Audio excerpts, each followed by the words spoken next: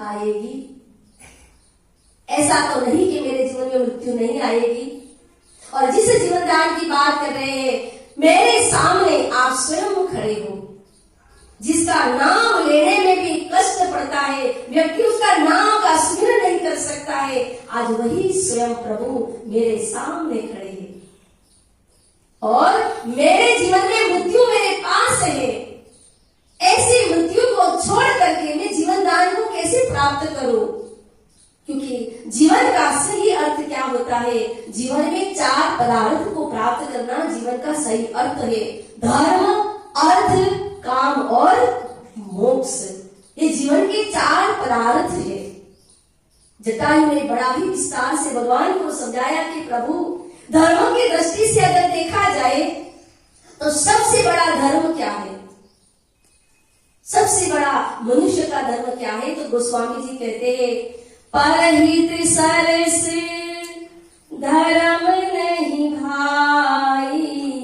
परहित सरस धर्म नहीं भाई। परहित, आज मैं जिस मृत्यु को प्राप्त कर रहा हूं, परहित में मेरी मृत्यु हो रही, कि मेरा शरीर किसके लिए काम आया?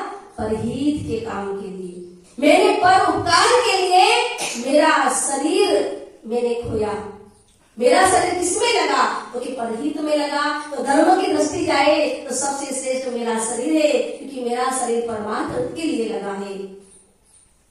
धर्म के बाद आता है अर्थ। अर्थ में व्यक्ति चाहता है कि लागत कम हो और लाभ ज्यादा मिले। प्रभु, मेरी मृत्यु में मैं कम जा रहा हूं और पा कितना रहा हूं? बहुत कुछ।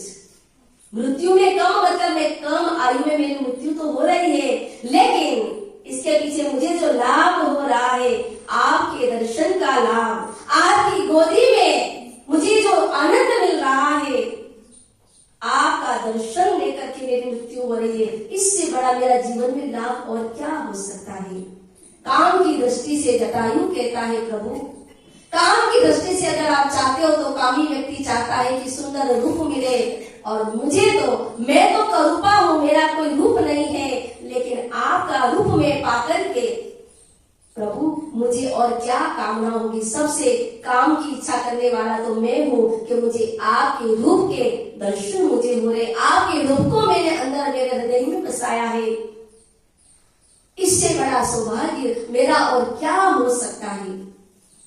जटायु कहता है कि प्रभु, मेरी मृत्यु बड़ी ही भाग्यवान है, मैं बहुत ही बड़ा सौभाग्यशाली हूं।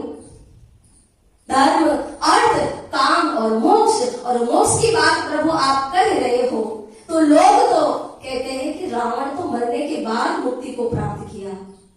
रावण ने, असुरों ने मृत्यु के बाद भगवान ने उसको मुक्ति दान दिया, लेकिन मैं तो जीते जी ही मुक्ति को प्राप्त कर रहा हूं, जीवंत मुक्ति।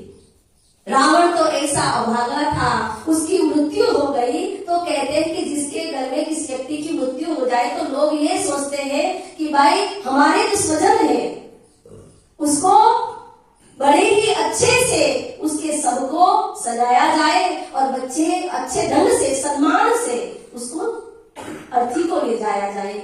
ऐसी भावना हर मनुष्य चाहता है, लेकिन कहते हैं कि रावण की मृत्यु ऐसी हुई कि वो जहां गिरा था, अब 2 हाथ और 1 सिर हो तो समझा, रावण के तो कितने हाथ थे, कितने सिर थे, और उस रावण के सिर को, हाथ को, शरीर को गीध खा रहे हैं।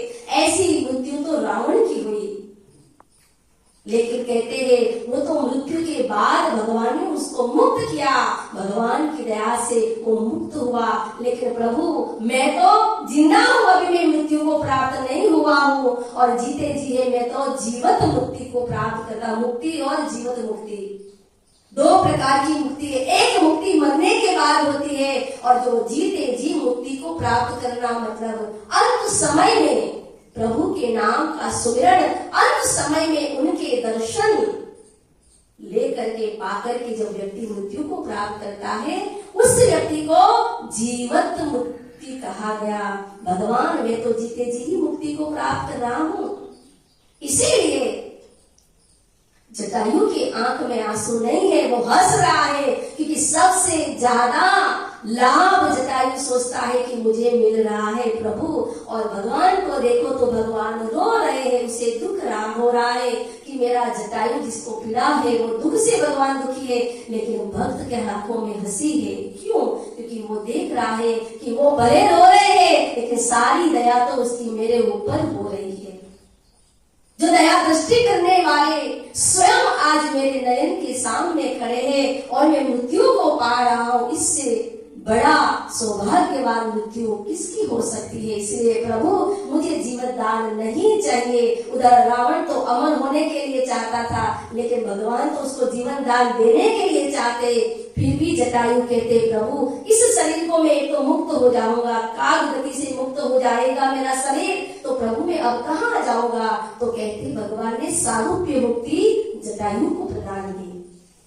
हे जटायु, मैं तुझे सारूप्य मुक्ति देता हूँ और मैं तुझे मुक्त करता हूँ। इसीलिए जटायु हर्ष पा रहा है कि आज मैं इतना धन्य हूँ कि ऐसे महापुरुष की गोदी में उनका दर्शन पा करके मैं अपने जीवन में मुक्ति को प्राप्त कर रहा हूँ। इसीलिए सज्जनों, भगवान का जो भक्त होता है वो भगवान के पास हमेशा दया की भीख मांगता है।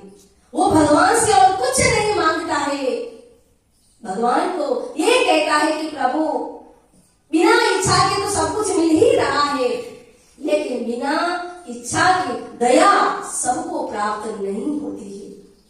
इसीलिए भक्त भगवान से हम हमेशा दया की ही कामना करता है। और इसीलिए एक भजन में बताया है, एक भजन है, आप सभी लोग भजन में साथ दे।